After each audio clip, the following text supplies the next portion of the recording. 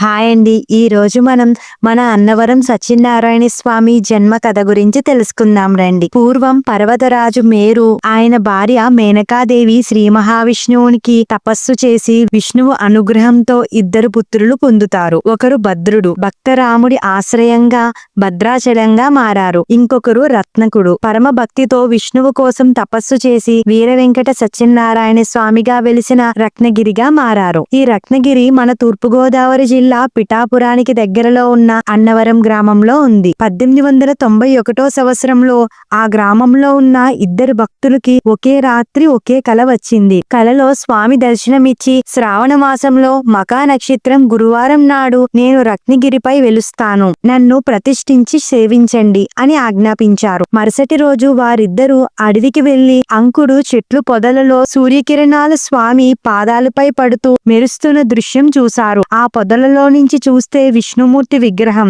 ఆహా, ఆ ఆనందం వర్ణించలేరు. ఆ విగ్రహాన్ని గౌరవంగా రత్నగిరిపైకి తీసుకువెళ్లి కాశీ నుండి తెప్పించిన మహావైకుంఠ నారాయణ యంత్రముపై శాస్త్రోక్తంగా ప్రతిష్ఠించారు. 1891 ఆగస్టు 6వ తేదీన శ్రీ వీర వెంకట సత్యనారాయణ స్వామి తన దేవేరి అయిన అనంతలక్ష్మి సమేతంగా ఆవిర్భించారు. ఇక్కడ ప్రత్యేకత ఏమిటంటే హరిహరులకు భేదం లేదని, పక్కనే పరమేశ్వరుని కూడా పూజలు జరుగుతుంటాయి. విన్నారు కదా అండి మన అన్నవరం సత్యనారాయణ స్వామి జన్మ కథ.